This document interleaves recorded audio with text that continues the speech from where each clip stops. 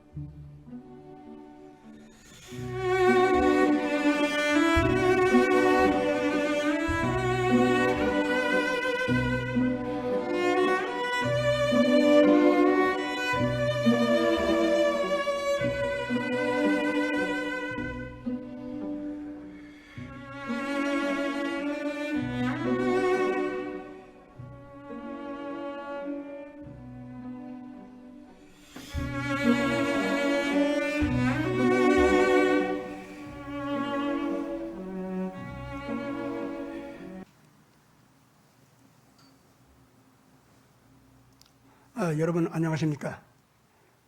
자유대한 국민회의 시사 분석 시간이 돌아왔습니다.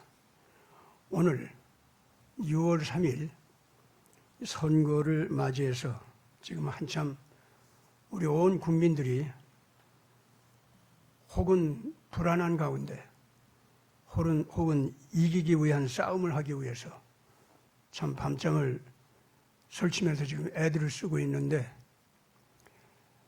이 시간에는 이러한 선거 정국, 이것이 지금 현재 미국의 트럼피즘 물결, 그러니까 트럼프 대통령이 큰 개혁의 물결을 일으켰는데 그게 전 세계로 퍼져나가는 정치 개혁 물결이거든요. 근데 그것이 우리나라에 지금 넘쳐 들어오고 있습니다. 어느 정도로 들어오느냐, 미국이 이런 개혁을 했으니까 너희들도 참고해라 뭐 이런 수준이 아닙니다. 직접 트럼프 자신의 정치 사단이 또는 법적인 사정의 칼날이 같이 싸우기 위해서 한국으로 들어왔습니다. 들어왔다고 저는 얘기하는 겁니다. 지금 오늘 그래서 이 들어온 상황이 어느 정도까지 들어왔고, 그것이 정말로 정당성을 갖는다면은 왜 정당성을 갖는지. 뭐 중공은 우리나라에 들어와서 이상한 짓 하니까 우리가 반대하고 물러가라고 그러지 않습니까? 그런데 왜 트럼프가 들어오는 것은 정당하게 맞이해야 되는지, 그리고 정당하다면은 그가 어떤 싸움을 하기 때문에 정당하다고 우리가 봐야 되는지, 아마 이런 문제에 대해서 얘기를 안 할 수가 없어요. 모두가 다 환영을 한다면은 그만한 열정을 가지고 그만한 이유를 가지고 환영을 해야 될 거고, 환영할 수 없다고 하면은 트럼프도 물러가라 뭐 그렇게 해야겠죠. 그래서 이제 그런 거에 대해서 우리가 좀 얘기를 하고, 그 다음에 실질적으로 트럼피즘이 그와 같이 사정의 칼날까지 가지고 들어왔을 때에는 이미 이 싸움이 이겨놓은 싸움이라는 것, 누구 쪽에서? 김문수 라인에서 또는 태극기 자유 애국 국민들 라인에서 이미 이겨놓은 싸움이다. 이것을 명백하게 밝혀주기 위해서 이 해설을 하고자 이 시간이 이렇게 시간을 마련했습니다. 오늘 마침 아주 소중한 분들을 모시고서 이렇게 얘기를 하게 돼서 제가 영광입니다. 우선 젊은 세대 분이 나오셨고, 그리고 중장년층에서 나왔고, 저같이 좀 노년기도 좀 나오고, 그래서 각 세대별 할 얘기들을 다 할 수 있도록 이렇게 준비를 해봤습니다. 일단 그러면 먼저 자신들이 좀 소개를 해주세요. 예. 네, 반갑습니다. 국민의힘 국가대개조위원회 장성태 총괄본부장입니다. 반갑습니다. 예. 예, 안녕하세요. 심재홍 국민의힘 국가개조 총괄본부 본부장입니다. 오늘 자유대한 국민회의 쪽에서 이 김문수 라인에서 열심히 지금 뛰고 있는 분들 두 분을 이렇게 모시게 한 이유는 그쪽이 정당한 정치를 향해서 한국을 살리기 위해서 지금 제대로 달려나가고 있다. 자유대한국민회의에서는 그렇게 판단하고 있기 때문에 그래서 이 두 분을 모시고서 오늘 이 얘기를 좀 전개하고자 합니다. 특히 국제 정치 흐름 속에서 트럼피즘 물결이 얼마나 중요한 위치에서 세계를 바꿔가고 있는가 이런 거에 대해서는 한국 안에서는 비교적 지금 이 두 분 또 두 분 라인에서 움직이는 사람들이 가장 앞선 그 의식을 가지고 잘 판단하고 그러고 있기 때문에 이 두 분을 이렇게 모시기로 했습니다. 오늘 얘기하려고 하는 거 태극기와 성조기가 대연합군을 이루어서 지금 전쟁하고 있다. 이런 제목을 붙여봤습니다. 이것이 왜 이렇게 국제적인 거대한 전쟁처럼 돼버렸는가? 제일 먼저 그거부터 좀 이해를 시키면서 얘기를 좀 시작할까 합니다. 자, 그럼 먼저 지금 이 트럼프 단순한 정치 세력이 아니죠. 국제적인 이 사정 그룹 이 세력이 지금 한국에 들어와 있는 건 사실이죠. 그거는 제가 미국 당국자가 아니기 때문에 그렇게 단정적으로 얘기할 수는 없고요. 다만 트럼프 대통령은 미 합중국의 대통령입니다. 근데 미 합중국의 대통령이 뽑히는 미국 대통령 선거에 만약에 한국의 어떠한 세력이 대선에 개입했다는 것은 또 그리고 그로 인해서 당선이 확실시되었던 트럼프 대통령이 대통령직을 탈취당하는데 그 원인 제공 중에 한 가운데 있었다면 그렇다면 그것은 마땅히 트럼프 대통령 입장에서는 수사를 할 것이고 그 해당 국가는 그 수사의 대상이 될 수밖에 없을 것이고 그리고 그러한 수사는 누차 트럼프 대통령이 밝혀했듯이 캐시 파텔, FBI 국장이 2022년도 대통령 선거에 대한 수사를 할 것을 천명하였기 때문에 그 수사는 트럼프 정부가 출범하고 캐시 파텔이 인준을 통과한 후부터는 진행이 되고 있다고 미루어 짐작할 수 있다고 봅니다. 그리고 그 대선에 지금 현재 우리가 문제가 되고 있는 것은 미 부정선거 투표지 대한항공이 실어 날랐다는 의혹이 제기되어 있습니다. 그래서 외국인이 미국 선거에 개입해서 부정을 저질렀을 경우에 이를 신고하면 140억 원을 받을 수 있게끔 미국 정부에서는 공식적인 기관에서 그것을 공표해놓은 상황입니다. 그런데 그 당시 2020년도에 대한항공에 2020년 12월이죠.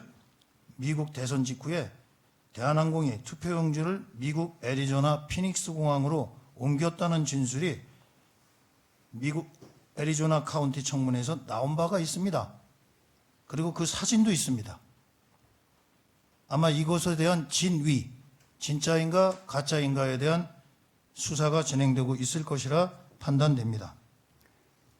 그래서 그 내용은 바이든에 기표한 부정투표지를 실은 외국 비행사가 이 얘기와 같이 대한항공이라면 그리고 거기에 대한항공의 임원, 상무가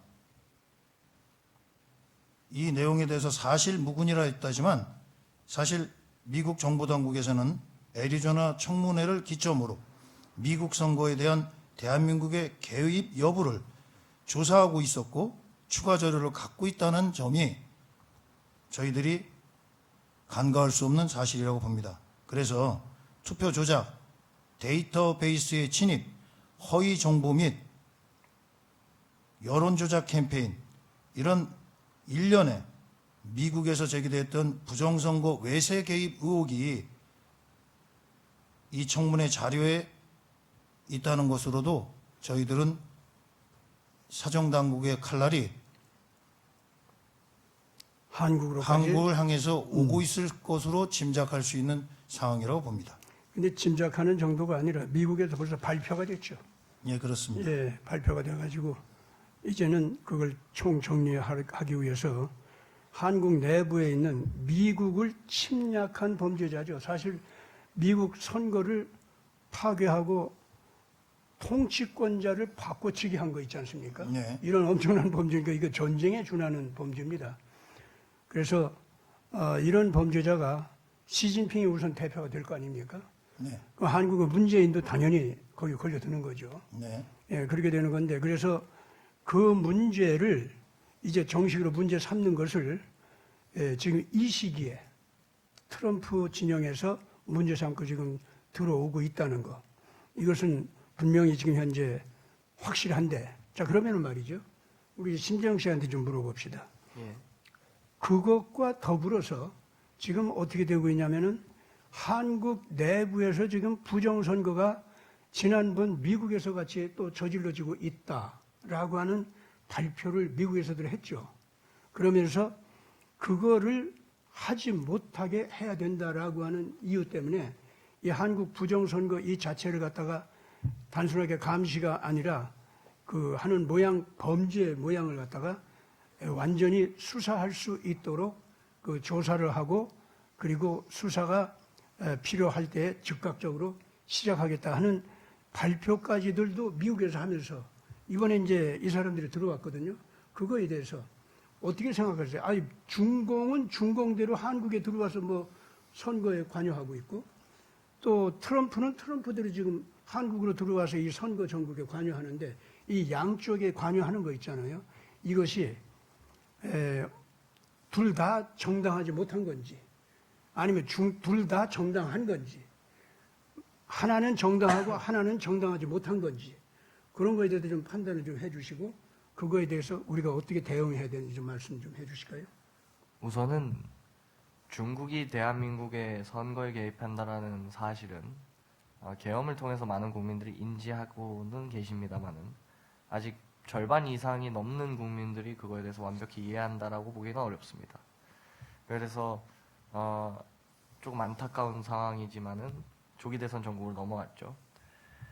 중국이 우리나라 선거에 개입하는 것은 동맹국도 아니고 적국에 준하는 혹은 주적과의 관계가 깊은 국가가 우리의 선거에 개입하는 것이고 그렇지. 선거의 결과를 바꾸는 데에 영향을 미치려고 다양한 방법으로 사전투표와 본투표에 관여를 해서 표의 결과를 실제로 바꿔버리는 데 관여하는 선거 개입이기 때문에 중국의 선거 개입은 문제가 있고 적법하지도 않고요. 반대로 미국 같은 경우는 선거를 개입해서 선거의 결과값을 바꾸겠다라는 게 아니지 않습니까? 그렇죠. 선거에 부정이 있었는지 선거 결과가 바뀌는 데에 결정적인 역할을 하고 있는 외부 세력이 있는지 감시하러 오겠다. 그리고 이걸 통해서 미국과 UN 국제사회에다가 이 보고서를 제출하겠다. 이러한 목적을 밝히고 들어왔어요. 예, 이것 자체는 사실 적법하기 때문에 그렇죠. 외부에서 어떤 감사나 이런 것은 투명성을 위해서라도 되게 필요한 작업이고 모든 조직에도 감사가 있지 않습니까? 네. 그런 맥락에서 들어온 것이기 때문에 합법적이고요. 두 번째로는 미국은 우리의 혈맹국이고 우리의 이해관계와 미국의 이해관계가 일치하는 국가입니다. 이러한 국가가 우리를 도와주는 차원에서 이러한 감시단 파견을 한 것이지 우리나라를 이용하거나 우리나라의 그 정치 상황을 변화를 주려고 온 것이 아니기 때문에 이것 또한 적법하다고 저는 봅니다. 야, 참 아주 적절하게 잘 평가해 주셨습니다. 자, 그러면 말이죠. 네. 이 중국이 네. 한국에 들어와서 정치적인 영향을 끼치려고 하는데 우리 심재웅 씨가 지금 얘기한 대로 이건 적법하지도 못하고 아무래도 정치 어떤 파벌한테 유익을 주고 자기들이 원하는 정권에 들어서게 하려고 하는 이런 행태를 한 거 있지 않습니까? 네. 이거에 대해서 지금 이재명과 김문수 두 후보를 놓고 중국과 어떤 관련하에 있는지, 우리 대한민국은 이들에 대해서 어떠한 대응을 해야 되는지, 트럼프 이 사정 조직이 지금 들어와서 이 올바르게 선거가 진행될 수 있도록 그걸 갖다가 도와주기 위해서 이제 왔는데, 그들에게는 어떻게 우리가 대응해야 되는지 좀 말씀 좀 해주셨으면 좋겠습니다. 네, 갑자기 이제 스킵이 되듯이 점프로 했으니까 잠깐 이제 얘기를 하게 되면, 네. 이 지금 우리가 알고 있는 이 부정선거에 이용되고 있는 도미니언 시스템이라든지 이런 것들이, 또 AAB라고 하는 것들이 아주 오래전에 이미 한국에 침투하기 시작했습니다. 그 세력은 이번에 일론 머스크가 이끌었던 그 개혁 작업의 일환으로 해서 UNAID라는 형태로 A앱에 원조 자금을 지원했지만, 그 돈이 우리나라 같은 경우에 2014년에 이미 여야 막론하고 여야 언론 막론하고 이미 이 카르텔, 이 A앱 국제 카르텔이 이미 형성이 됐습니다. 2014년도 좀 이 자료를 볼 것 같으면, 고문단 위촉장을 2014년도 5월 20일 날 A앱 고문단 조찬 간담회라는 형식으로 해서 참석자 총 12명, 그 명단을 한번 읽어보겠습니다. 이게 아주 중요한 겁니다. 선거 전문가가 아닌 언론인이 선거관리협의회 자문단에 포함됐다는 것, 이것이 시사하는 점이 아주 중요한 겁니다. 이건 적정하지 않은 거잖아요. 선거 관련자가 아닌 왜 언론인이 선거관리협의회 자문단이 됩니까? 근데 이게 바로 A앱의 국제 카르텔, 부정선거 의혹에 이 언론이 깊숙이 개입됐다는, 즉 침묵 카르텔이라는 오명을 듣게 되는 그 계기를 만드는 사건이라고 보면 되겠습니다.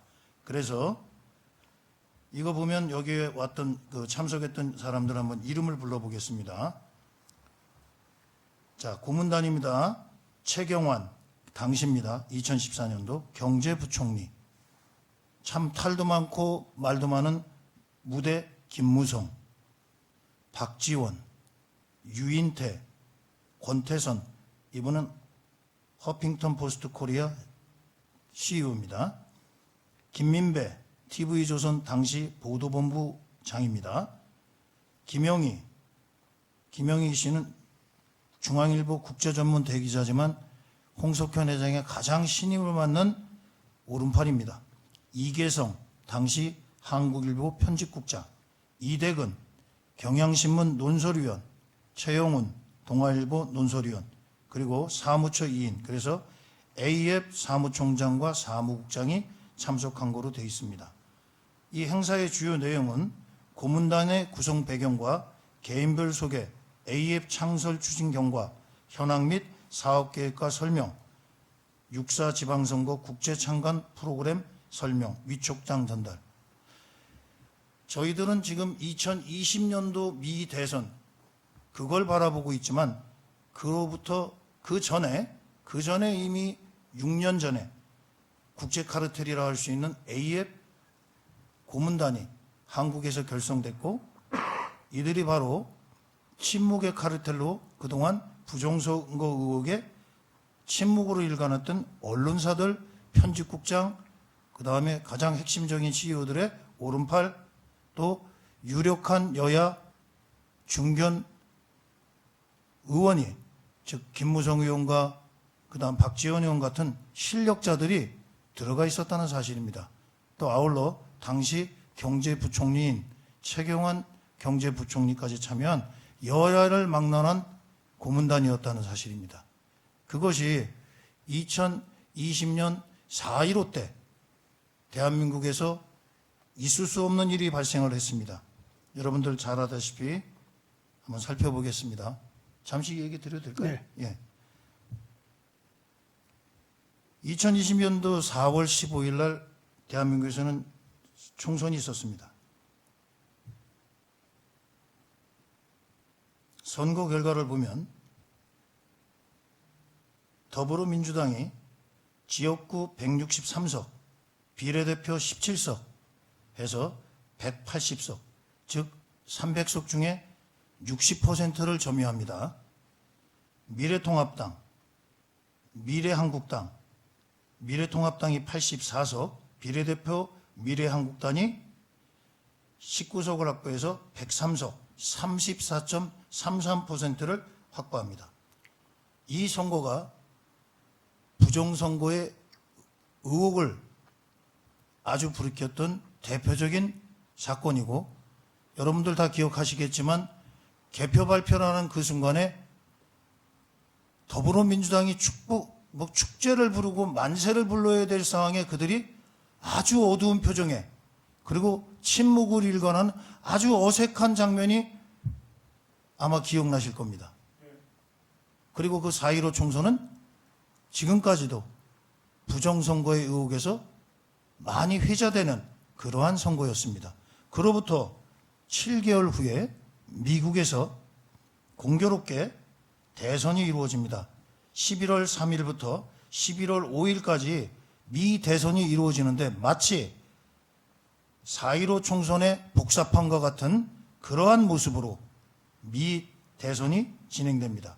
선거인단 538명을 뽑는데 투표율은 66.92%였습니다. 그런데 선거 결과가 대통령 도널드 트럼프 대통령 당시 승리한 주가 25개 주, 근데 바이든이 승리한 주는 25개 주 플러스 DC입니다. DC, 워싱턴 DC. 그래서 이 선거가 바로 트럼프 입장에서는 아주 치욕스럽고 또는 분통이 터지고, 자고 났더니 선거 결과가 뒤집혀져 있었다는, 저희도 자고 일어났더니 선거가 뒤집혀져 있었거든요. 근데 이것이 바로 4.15 총선의 판박이와 같은 모습으로 나타났습니다. 그래서 아까 2014년도 A의 카르텔, 그 다음에 한국에서 4.15 총선의 부정선거 의혹, 그리고 2020년도 11월 3일부터 5일까지 있었던 미국 대선에서의 부정선거 의혹, 이 모든 것들이 너무나 정교하게 짜여진 그러한 것입니다. 한국 내부에도 선거를 바르게 끌고 가지 못하도록 하는, 또 악한 쪽으로 일부러 끌고 가게 하는 검은 힘의 카르텔이 엄연히 존재해왔다. 그런 말씀 아닙니까? 예, 뭐 잘 아시겠지만 우리가 딥스테이트란 말보다는 미국에서는 카발이라는 이름을 더 씁니다. 예. 이 카발은 원래 히브리어고 비밀 결사라는 뜻을 갖고 있는 단어인데, 비밀스럽고 사적인 음모를 가담할 목적으로 조직된 소수의 무리라는 뜻입니다. 근데 이 카발이 아주 오래된 성경에서 기록된 그 사탄의 그룹에서 나오는 용어입니다. 근데 바로 우리가 잘 쓰고 있는 비밀 정부, 그림자 정부 얘기하는 딥스테이트가 사실은 외국에서는 카발을 주로 쓰고 있습니다. 예. 우리나라에서는 딥스테이트를 쓰고 있는데 미국 사람들은 카발을 더 잘 알고 있습니다. 우리에게도 이러한 카발, 비밀스럽고 어떠한 사적인 이익을 추구하고 음모를 하는, 가담을 하는 그 그룹이 존재한다고 봅니다. 예. 지금 그 말씀을 듣고 보니까 아주 너무나도 요약해서 우리나라에 지금 그 검은 카르텔이 어떻게 들어와서 활동하는지 말씀하셨는데, 그리고 한국의 통치권자도 옳지 못한 선거 전국 운영을 통해서 바꿔치기 하고, 이게 우리나라에 이제 그게 해왔다는 거 아주 잘 얘기하셨는데, 젊은 층에서는 말이죠. 최근에 이제 크게 젊은 층 의식이 좀 바뀌어가지고, 지난 12월 3일인가요? 그때 이제 뭐 비상계엄을 계몽령 그래가지고 그 바람에 우리나라 안에 지금 이런 검은 카르텔이 있다는 걸 알고서는 이제 크게 젊은 사람들의 의식이 바뀌었다고 그랬는데, 이것이 지금 우리 장성태 씨가 말씀하시는 대로 하면은 세계적인 거대한 그 정치, 검은 정치 그룹, 이것이 트럼프와 전쟁을 하면서 그 전쟁이 그대로 한국에까지 들어와서 하고 있다. 이런 말씀을 하신 거거든요. 젊은 층에서는 말이죠. 이번에 이제 이 선거 전국을 바르게 끌고 가자고 지금 새로운 의식이 지금 막 터져 나오고 있는데 그 사람들은 이 세계적인 검은 정치 세력, 카발리즘이라고 해도 좋고 딥스테이트라고 해도 좋고 뭐 트럼프 대통령은 딥스테이트라는 말을 계속 사용했죠. 그것에 대해서 어느 정도의 인식을 가지고 있고 동시에 우리나라에도 이 선거 전국을 지배할 정도로 그러한 세력이 들어와서 영향을 주고 있다라고 하는 것에 대해서 젊은 층들은 어느 정도 의식을 가지고 있는지 오히려 내가 좀 물어보고 싶어요. 네. 예. 우선 딥스테이트라고 그러면은 음모론이라고 생각하는 사람들이 많았죠. 예. 부정선거라는 것이 실존하지 않는다고 믿는 사람들이 압도적으로 많았듯이 딥스테이트라는 개념에 대해서도 음모론 취급하는 풍토가 만연해 있었습니다. 많은 비상계엄을 통해서 부정선거가 실제로 존재했다라는 수많은 증거들에 대해서 젊은 층이 알게 됐고, 젊은 층이 부정선거에 대해서 알게 되니까 그러면 부정선거를 이끌어 나가고 있는 세력이 누구냐, 이거에 대해서 의문을 생길 수밖에 없고, 그 과정에서 부정선거를 뒤에서 공작하고 있는 세력이 중국이라는 것 또한 알게 됐습니다. 그런데 부정선거, 아까 명단, 장성태 총괄본부장님이 읊었던 명단에도 보수파 진영 정치인분들도 계셨지 않습니까? 그래서 그렇지. 심지어는 지금 김무성이라든가 뭐 이런 사람들. 국민의힘에도 그런 부정선거에 특혜나 수혜를 입은 사람들이 있는 게 아니냐라는 의심도 하고 있고요. 그렇습니다. 그런 상황에서 그러면 중국이 왜 부정선거에 개입을 했느냐라고 생각했을 때 이걸 국제정세적으로 우리와 이해관계가 맞닿아 있는 곳이 미국이고, 미국의 패권에 도전하기 위한 징검다리로서 한국이 사용되고 있는 것이 아니냐. 우리 또한 피해자인데, 부정선거 피해자인데, A웹을 통해서 미국의 대선에도 어느 정도 개입이 되어 있고, 우리도 엮여 있는 사람들이 많다라는 것까지 파악을 좀 많이 했어요, 젊은이들이. 그래서 이게 딥스테이트의 소행이라는 것까지는 링크가 안 되는 분들이 좀 있을지라도, 이 일련의 상황에 대해서는 인식을 하고 있고,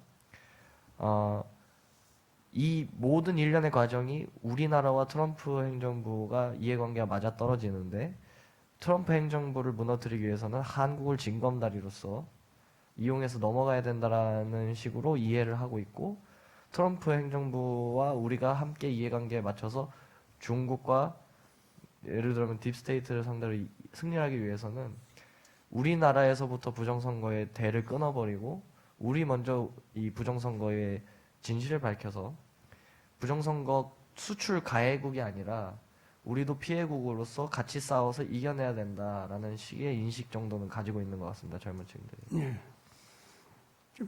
정말 참 그 얘기를 들으니까 상당히 용기가 납니다. 젊은 사람들이 그만큼 의식을 가지고 또 그것이 완전하게 제대로 깨달은 그 수준은 아닐지라도 나아가는 방향은 올바른 방향을 제대로 잡고 국가를 위해서 이렇게 애를 써주니까 정말 다행이다 싶습니다. 참 오늘 이 방송을 통해서 그 젊은 분들이 지금 전 세계적인 지구적 규모로 벌어진 딥스테이트 세력 또는 카발리즘 세력, 이것과 트럼피즘 정치 개혁의 물결, 이것이 세계적인 지구적 규모에서 거대한 전쟁이 지금 벌어지고 있다는 것, 그리고 한국이 그 전쟁 속에 뛰어들어가지고 어쩔 수 없이 카발리즘 내지는 딥스테이트의 적이 되어가지고 그거를 부수기 위한, 한국이 살아남기 위해서는 그것을 부수기 위한 전쟁에 참여할 수밖에 없게 된 거죠.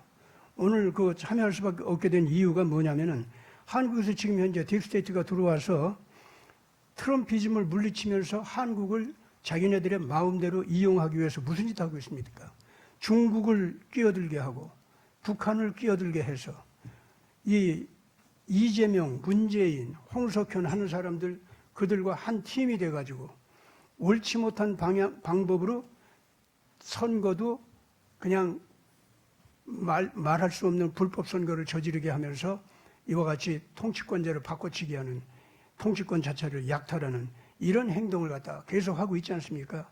만약에 자유민주 진영에서 이 통치권자를 세워놓으면 이상한 방법을 가지고 이 탄핵을 시켜가지고 쫓아내고 있어요. 이걸 지금 거듭하고 있는데 이것을 보니까 단순하게 중공이나 북한이 그 뒤에 있는 것이 아니라 이제는 확실하게 딥스테이트 세력, 즉 카발리즘 세력이 버티고서 그런 일을 해냈다고 하는 것이 이제는 명확하게 지금 드러나고 있습니다. 그래서 지금 현재 젊은 분들 있지 않습니까? 이 젊은 분들도 이제 대한민국을 살리기 위해서 자유민주 진영 쪽으로 들어와서 이제 그 정말로 선거를 올바르게 치르기 위한 이 운동을 하고 있는데 이것을 하려고 하면 반드시 트럼피즘에 대해서 바르게 이해를 해야 되고 동시에 딥스테이트 세력 내지는 카발리즘 세력과 한국이 정말 목숨을 걸고 싸우지 않으면 안 되는 이러한 판도라고 하는 것을 정확하게 알고 오늘 이 싸움을 해야 됩니다. 그러니까 단순하게 김문수라고 하는 한 정치인을 대통령으로 만들기 위한 정치운동을 하는 게 아닙니다. 우리는 대한민국을 살리기 위해서 한국 안에서 이 카발리즘, 딥스테이트 세력 이 뿌리째 뽑아가지고 쫓아내야겠고 그것 쫓아내면 자연스럽게 이 중공 세력, 북한 세력도 같이 뽑혀 나아가게 되어 있는 이런 전쟁입니다. 그러니까 우리 대한민국 국민은 특히 이 젊은 사람들도 이것이 딥스테이트와의 전쟁인 줄은 몰랐고 중공과는 싸우는 거 맞다. 북한과 싸우는 것도 맞다. 여기까지는 의식이 되어 있었죠. 그런데 딥스테이트와 전쟁하는 것은 정말 그래? 하고 이제 배우는 과정일 겁니다. 근데 이번에 반드시 알아둬야 될 것이 지금 트럼프가 등장하면서 미국 안에서 전 FBI 국장 코미라고 하든가 또는 크리스토퍼라든가 이런 사람들이 다 지금 현재 그 잡혀 들어가기 시작하고 있습니다. 동시에 블링컨 이 사람도 지금 현재 수사 대상이 되어 있고 그 국무장관이었었죠. 그리고 바이든 이 사람은 참 수사 대상으로 취급할 수도 없을 만큼 치매 노인으로 지금 판단이 되면서 치매 노인으로 있는 동안 그 자동 사인펜 있지 않습니까? 그런 걸 가지고서 그 대통령으로서의 어떤 뜻과 의지를 가지고 사인을 한 것이 아니라 옆에서 치매 노인을 조종하고 지배하는 정치 세력이 자동 사인펜을 가지고서 필요한 명령서에다가 사인을 하게 한 그런 정치 행태를 보였다는 것조차도 지금 나오고 있습니다. 그렇기 때문에 지금 이 트럼프 진영은 완전히 바이든 시절에 바이든을 이용해가지고 그런 악독한 그 음모 정치를 그룹 단위로다가 했던 그 사람들 그 세력 전체를 군부에서 경제계에서 정치계에서 문화계에서 전부 지금 뽑아내가지고 지금 사정 처리하는 과정으로 들어가는 상태입니다.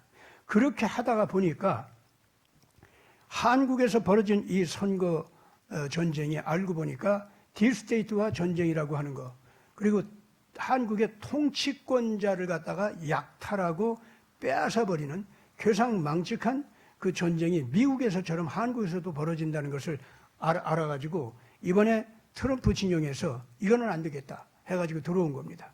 이것이 중공과 아주 다른 게 뭐냐면은 누가 당선되든 좋다 이거야. 국민들이 깨끗하게 양심적 선거를 해서 올바르게 그 절차를 밟아가지고 뽑는 사람, 이 사람이 당선자가 된다면 뭐 좋다 이거야. 그러나 정말로 한국 안에서 이 미국 지난번 20년 대선에서 큰 범죄가 벌어진 것 같이 이번에 한국 대선에서 범죄가 벌어지는 걸 보면은 그거는 단순하게 한국 내부에서의 선거 전쟁이 아니었고 전 세계적인 딥스테이트와의 전쟁, 카발리즘과의 전쟁이 한국에서 벌어진 셈이 되는 거고 한국이라는 국가를 갖다 딥스테이트가 잡아먹기 위해서 자기 악한 정치, 국제적인 정치 목적을 이루기 위해서 한국을 이용하고자 이 한국 통치권자를 갖다가 기어코 자기들이 원하는 쪽으로다가 몰아가려고 하는 거짓된 선거라고 하는 거. 이거라고 하면은 당연히 트럼프 진영의 싸움이요.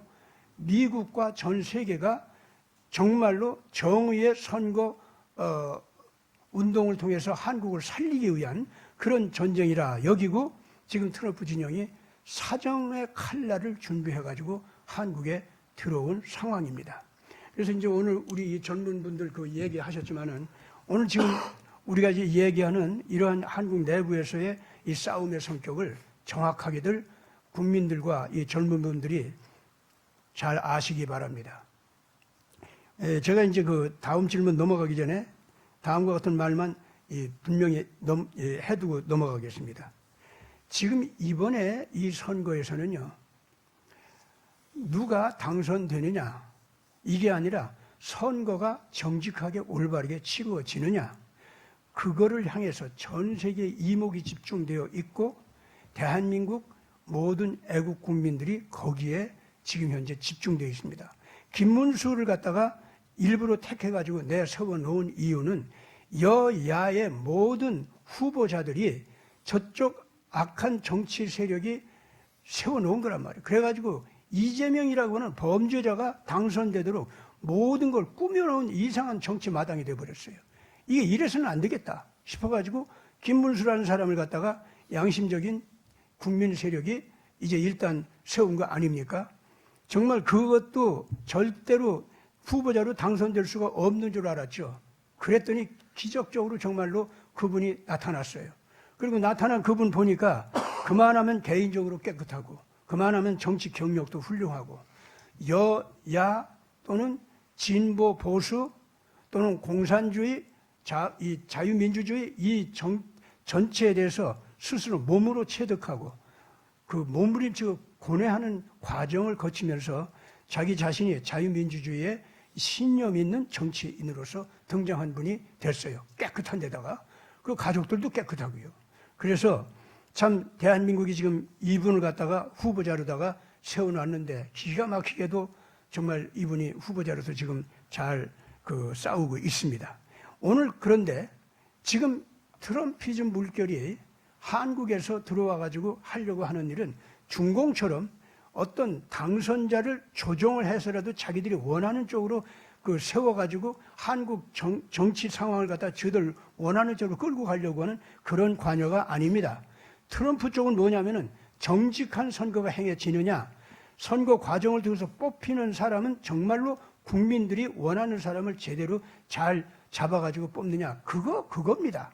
자, 그렇기 때문에 이번 선거 판도는요, 김문수가 당선되느냐, 이재명이 당선되느냐, 또는 이번에 6월 3일에 선거가 잘 이루어지지 않아가지고 다시 밀리느냐, 어떤 결과가 오든 간에요.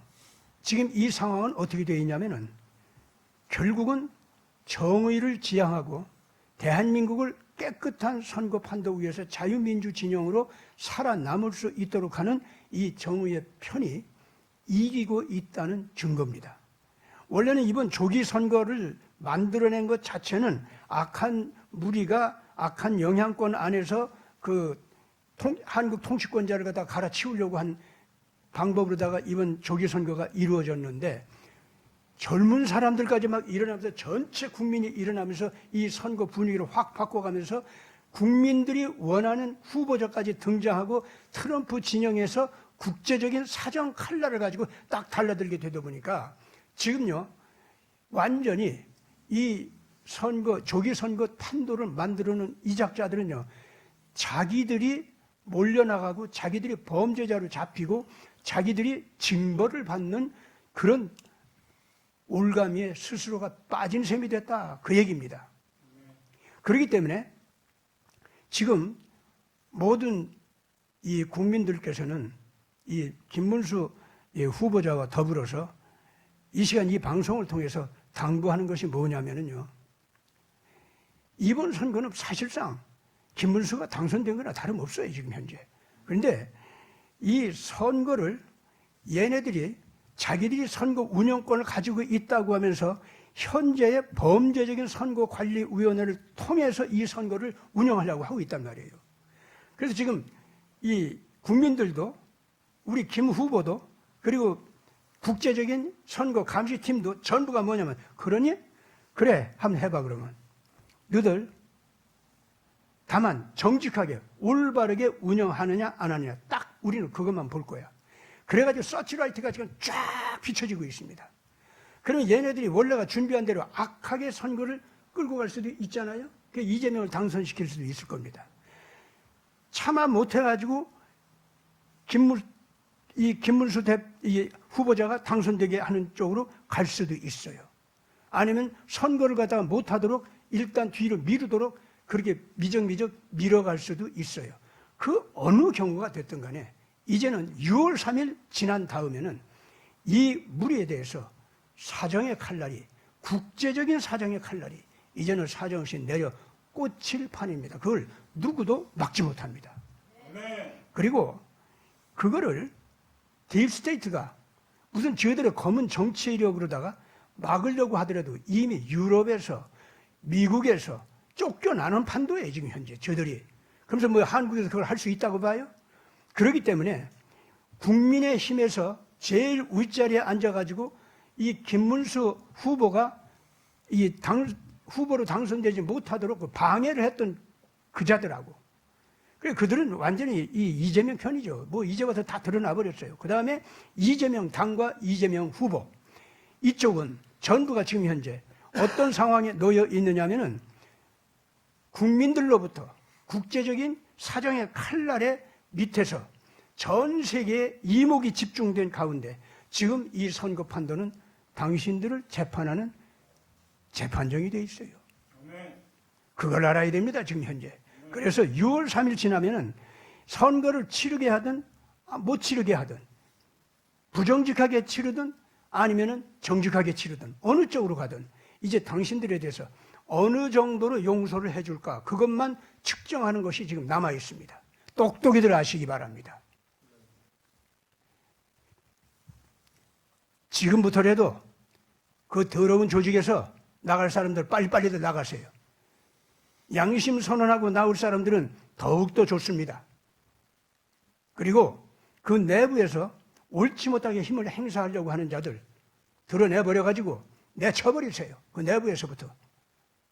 그래가지고 이미 그 내부에서 정의의 사정 칼날이 움직이기 시작하게 한다고 하면은 아마 이번에 큰 범죄를 저지른 이 무리들 가운데서 용서를 받고 대한민국 국민이 그리고 전 세계 양심적 정치 세력이 용납을 하고 정말로 앞으로 앞날 희망 있게 살아갈 수 있는 문을 열어줄 겁니다. 그러나 이제 이 사람들 지금 현재 그 용서받을 수 있는 기회는 6월 3일 이후로는 없습니다. 6월 3일 하면은 이제 대한민국 애국 국민들은 아이고 이거 어떻게 하면 좋지? 저거 부정선거 다 하게 돼 있는데 어떻게 하면 좋지? 다들 걱정하고 있는데 걱정하지들 마세요. 설령 이재명이 나온다고 할지라도 지가 당선자로 나온다고 할지라도 천만에 그 부정선거 조직 그 자체가 이제는 징벌을 받게 되어 있는 차례입니다. 염려들 하지 마시고 정의롭게 우리는 끝까지 자기 할 일 다 할 수 있게 되기를 바랍니다.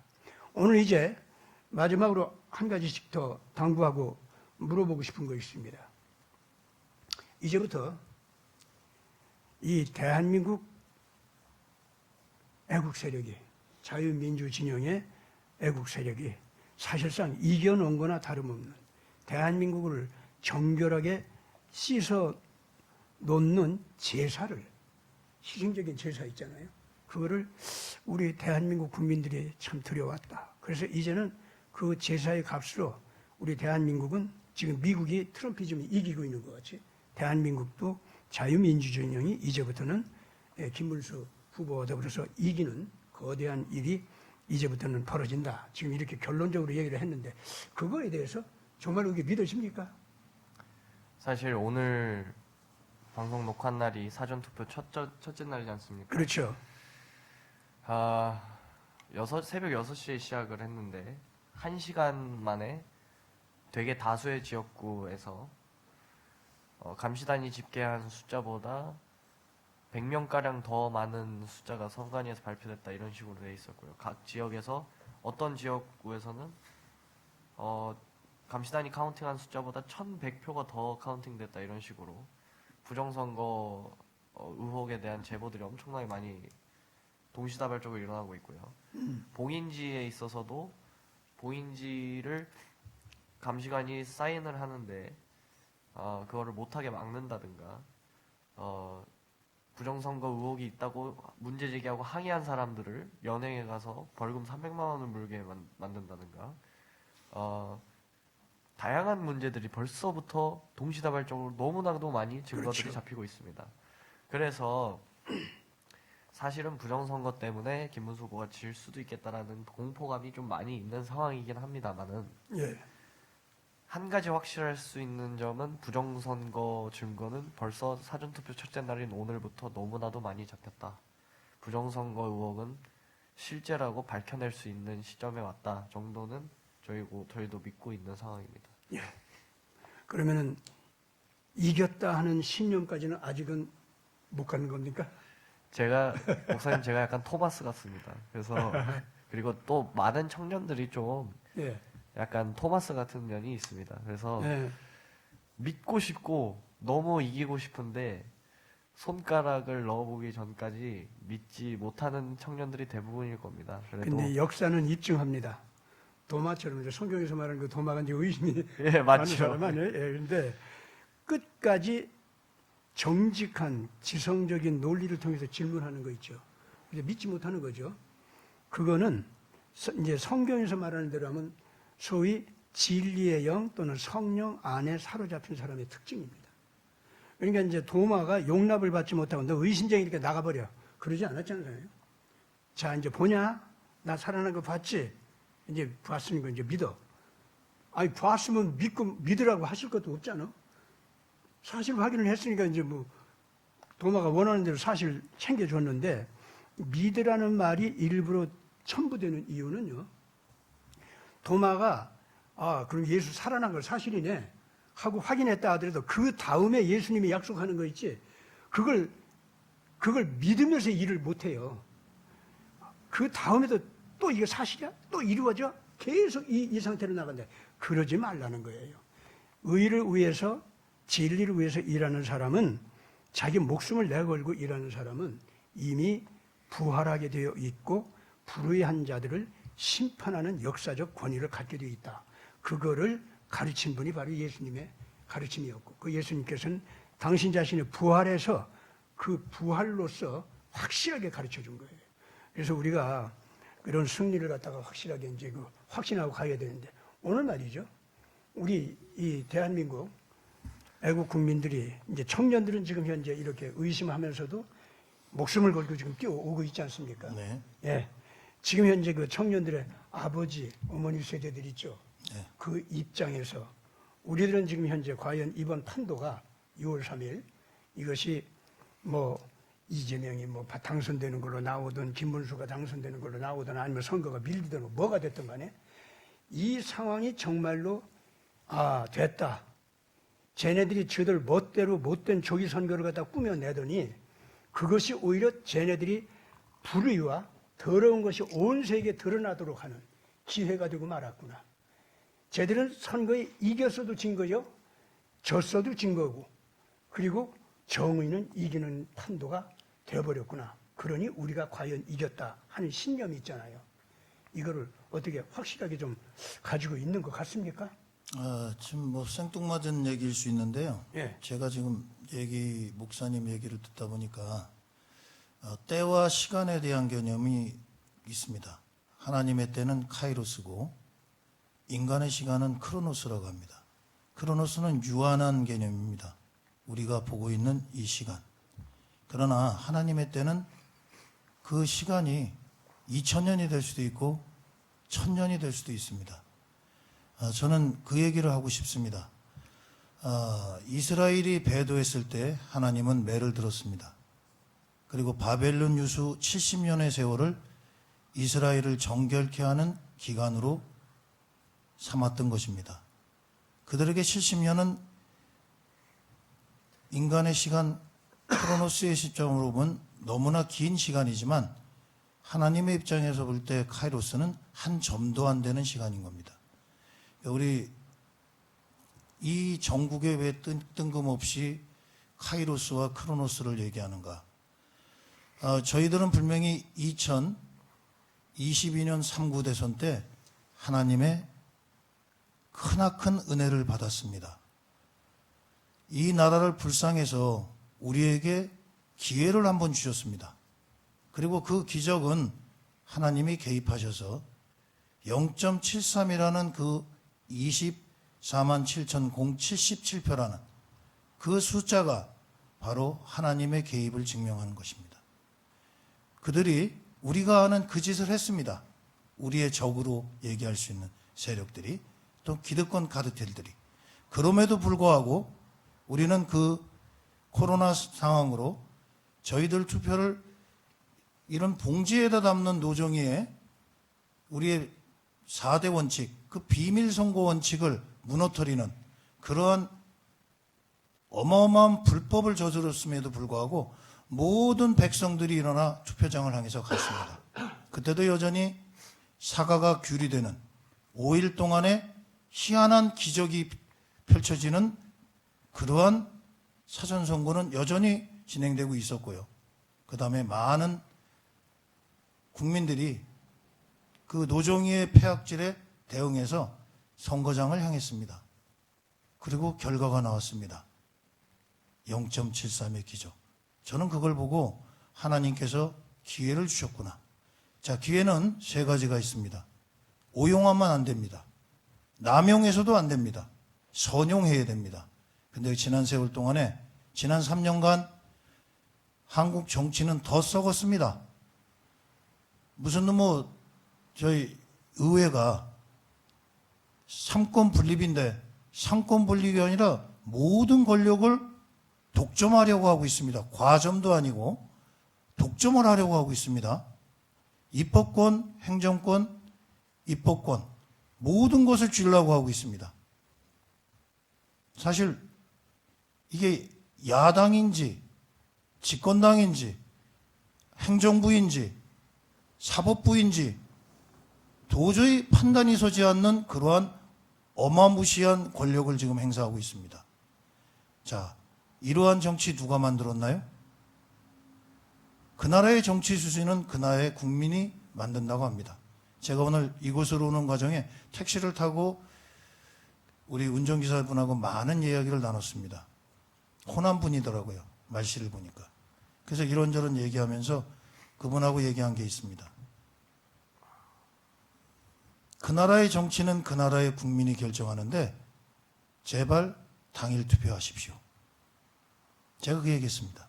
오늘도 좋은 하루가 되시고, 그리고 지역 감정은 정치인들이 자기들의 기득권을 유지하기 위해서 국민들을 갈라치게 하며 그들을 이용해서 자기들의 권력을 공고히 하게 한 방편으로 쓰는 거니까 거기에 속지 말고 저희들끼리 싸우지 말고, 그리고 지역 일꾼은 동네 이장님과 같은 지역 살림살이를 가장 잘 알고 인격적으로도 가다듬어 있고 그놈의 스카이 출신 뽑지 마시고 진짜 그 지역에 일할 일꾼을 뽑는 내년 지자체 선거가 됐으면 좋겠습니다. 그 얘기를 했었습니다. 근데 과연 우리가 지난 3년 동안에 한국교회가 정신을 차렸습니까? 아닙니다. 저희들 매마들쯤밖에 안 했습니다. 하나님 앞에 나가서 미스바 광장에서 회개를 했던 이스라엘 족장과 같은 마음으로 서지 아니하고, 이거는 적인지 아군인지 사탄의 인물인지 모르는 사람 앞에 가서 축복 기도하는 메가처치의 목사가 나왔고, 또 광장에서 WCC, 노잔회의 이런 것들을 얘기하는 집회를 버젓이 여는 그 WCC는 아시다시피 스탈린이 만든 겁니다. 교회를 해체하기 위해서 만든 겁니다. 그런데 그 집회를 자기는 찬성한다는 정신나간 목사들이, 지금 탤런트 목사들이 한국교회를 마치 자기들이 주인인 양 행세하는 게 한국교회 현실입니다. 더 부패하고 더 타락했습니다. 그리고 그 목사님들이 차 타고 다니는 차들이 외제차입니다. 제가 이름은 밝히지 않겠지만 이거는 미국 대통령이 타고 다니는 그런 차를 타고 내리시는 그 원로 목사님을 보고 제가 실망을 금치 못했습니다. 그리고 스포츠카를 타고 이 차를 타야지만 내가 차 탄 것 같다는 그 유명하신 또 원로 목사님을 제가 뵌 적이 있습니다. 정신이 제정신이 아닙니다. 지금 아주 혼미할 정도로 타락한 한국교회의 모습. 교회가 물신을 숭배하고 만모니즘의 물결에 휩쓸려 있고 교회에서 하나님을 갖다 찾는 것이 아니라 돈 자랑하고 있습니다. 이게 지금 한국교회의 모습입니다. 세상의 빛과 소금이 되라는 한국교회가 빛이 아니고 소금이 아니고 썩지 않을 소금의 역할을 하는데 먼저 썩어서 악취를 풍기고 있습니다. 어둠을 밝히는 빛이 되라고 했는데 너무 캄캄합니다. 지금 현재 상황이 그렇습니다. 그렇다면 교회도 지금 빛을 발휘지 하지 않고 정치는 타락하고 그렇다면 이 한국은 하나님의 매를 맞을 수밖에 없습니다. 제가 맨 처음에 얘기했다시피 한국을 정결하기 위해서 이스라엘 백성들에게 바빌론 유수 70년의 세월을 정결의 세월로 만든 후에 하나님이 택한 사람들을 통해서 다시 이스라엘로 되돌아가는 역사를 우리는 성경에서 보았습니다. 저는 지금의 선거가 끝이 아니라고 생각합니다. 지금의 투표가 모든 것을 결정하는 것이 아니라고 생각합니다. 경우에 따라서는 저희 매 맞을 수도 있고 그것이 또 끝이 아닙니다. 매를 맞고 정신 차려서 새롭게 됐을 때 또 하나님의 때에 저희들이 택함을 받고 다시 저희들이 하나님의 백성답게 이 땅 가운데 하나님의 영광을 드러내는 그러한 예수 그리스도의 좋은 군사로서의 그 모습으로 한국을 재건할 수도 있는 것입니다. 그러니까 현상을 보지 말고 본질을 봤으면 좋겠습니다. 지금 사전투표를 보고 일희일비하는 많은 젊은이들, 또 저한테 전화 왔던 많은 젊은 리더 그룹들, 저는 도리어 평안합니다. 예상했던 일입니다. 저희들이 선관위에 지역 선관위에 들어갈 수도 없고 또 모든 것은 상위법 우선원칙, 특별법 우선원칙이라는 법률의 원칙이 있는데도 불구하고 원칙과 법이 무너진 이 사회, 법관이 AF총회 사무총장을 하며 세계선거기구에 나가서 이미 USAID에서 주는 AF 그 기득권 카르텔, 부정선거 카르텔에 깊숙이 연루되어 있는 현상, 그 사람이 헌재 권한대행 문용배입니다. 어떻게 보면 윤석열 대통령 탄핵은 예정된 사실이었습니다. 그런데 우리들은 끊임없이 희망 고문을 스스로들에게 했습니다. 이제는 현상을 보고 우리가 스스로 체면을 거는 것이 아니라 본질을 봐야 됩니다. 자, 하나님께서 우리에게 요구하시는 것이 무엇인가? 지금 대한민국의 가장 중요한 것이 무엇인가? 원칙과 법이 무너진 이 사회에는 원칙과 법을 회복해야 됩니다. 법관은 법관답게, 국회의원은 국회의원답게, 장관은 장관답게. 우리 김문수 후보 꼿꼿 문수라고 하는 이유가 뭡니까? 다 비겁하게 일어난 그 장관들 틈에 꼿꼿하게 앉아서 굴복하지 않았던 김문수의 모습이 모든 국민들에게 각인되어 있는 겁니다. 그러면 우리가 명색이 하나님의 빛과 소금이라는 크리스찬인데 우리 꼿꼿 크리스찬은 있는가요? 없는가요? 이 시대가 요구하는 것, 하나님이 요구하는 것은 바로 그런 거라고 생각합니다. 지금 현상이 비록 지고 있다고 영원히 진 것일까? 아닙니다. 그리고 아직 6일이라는 기간이 있습니다. 하나님이 어떻게 역사하실지 모릅니다. 저는 간절히 바라는 게 한 번에 더 기회를 주십사. 오늘도 무려 40분간 제가 통성기도를 하고 나왔습니다. 한 번만 더 기회를 달라고. 불쌍히 여겨달라고. 그리고 이 나라와 이 백성이 하나님 앞에 회개하고 나갈 테니 하나님 기회를 한 번 더 달라고. 그러나 매를 드신다면 또 저희는 매 맞아야 됩니다. 매 때리겠다는데 안 맞겠다고 한다면 더 세게 맞습니다. 그러니까 현상을 탈피하고 본질을 보자는 얘기로 제 얘기를 가늠하고자 합니다. 예, 감사합니다. 카이로스 얘기가 나오니까 참 절절한 느낌이 듭니다. 카이로스라고 하는 것은 하나님께서 자기 자신의 거룩한 의의 의지를 가지고서 일을 실천하는 시간을 얘기합니다. 그 카이로스, 하나님의 그러한 시간이 한번 나타나면은 사람은 살아남기 위해서 딱 한 가지 일밖에 할 게 없습니다. 그건 뭐냐면 자기 자신이 의를 위해서 또는 사랑을 위해서 자기를 헌신해서 바치는 것밖에 없습니다. 그러면 사람의 의지와 하나님의 의지가 하나가 돼서 사람은 하나님의 의를 이루면서 사람을 살리게 되고 살아난 사람은 그 살아난 그 힘을 가지고서 자기 자신의 삶을 낙원처럼 아름답게 만들어가게 됩니다. 지금 한국에서는 이 하나님의 정의의 의지가 넘치기 시작하고 있습니다. 전에는 이 딥스테이트 무리가 또는 친중 무리들이 어떤 거짓말을 하고 어떤 부정을 저질러도 다 속아가지고 다 꿀떡꿀떡 다 실천이 되고 끌려갔습니다. 근데 지금은 아니잖아요. 하는 짓마다 다 들키고 다 드러나고 그래서 이제는 환히 이제 입법을 통한 폭력을 써도 그게 다 드러나고 사법을 통해서 폭력을 써도 다 드러나고 지금 그런 상황입니다. 그렇기 때문에 이것은 이미 하나님의 카이로스 안에서 한국 정치 판도가 끌려가고 있다는 얘기고 거기에 벌써 사람들이 하나님의 자녀들이 이런 하나님의 의지를 따라서 정의를 실천하겠다고 막 일어나고 있습니다. 어떤 사람들은 믿으면서 일어나고 있고 어떤 사람들은 의심하면서 물어보면서 일어나고 있고요. 그러나 결국은 하나님의 정의를 실천하려고 하는 이 의지에 같이 달려나가는 이 사람들에 의해서 이 나라는 되살아납니다. 이미 그런 역사가 지금 벌어지고 있다 볼 수 있습니다. 자, 그럼 거기에서 말이죠. 우리 심정훈 씨께서 네. 뭐 좀 물어볼 것이 있다고 하셨는데. 예. 그 질문에 앞서 장수태 본부장님 좋은 말씀 너무 큰 위로와 힘이 됩니다. 그 말씀 전해드리고 싶고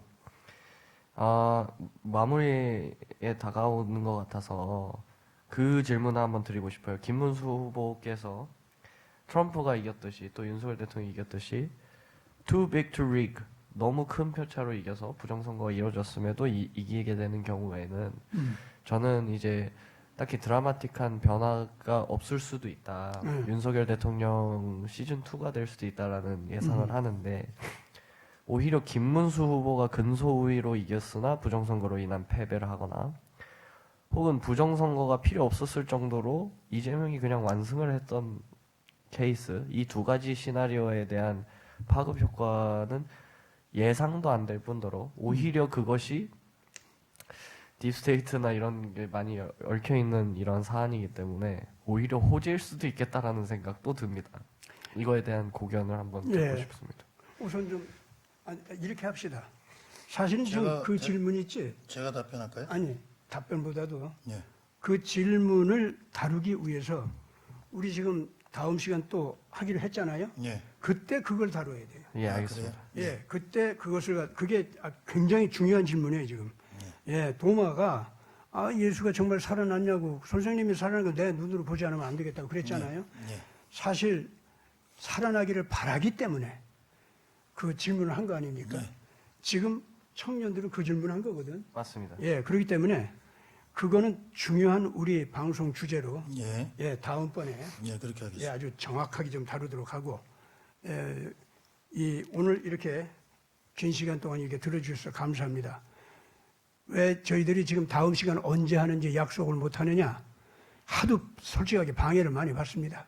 그렇기 때문에 그 방해를 받지 아니하고 방송을 하기 위해서 이렇게 하고 있습니다. 그렇게 좀 이해해 주시고 그러나 이번 6월 3일 선거 되기 전에 우리가 한 번 내지는 두 번쯤 더 특별 방송을 하려고 합니다.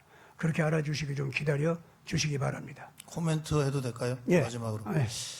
결과가 어떻게 나오든 실제는 김문수가 이겼다고 확신합니다. 그렇습니다. 저는 예, 이번 6월 3일이 그 나오는 그 숫자는 퍼포먼스입니다. 그렇죠. 그게 우리가 이긴 거로 나오면 압도적으로 이긴 겁니다. 그렇죠. 우리가 졌다 하더라도 저희가 이겼던 겁니다. 이겼던 거. 저 이 사실만은 예. 분명히 예, 밝히고 싶습니다. 고맙습니다. 그게 아주 중요한 결론입니다. 예. 오늘 그럼 감사합니다. 예. 예, 고맙습니다.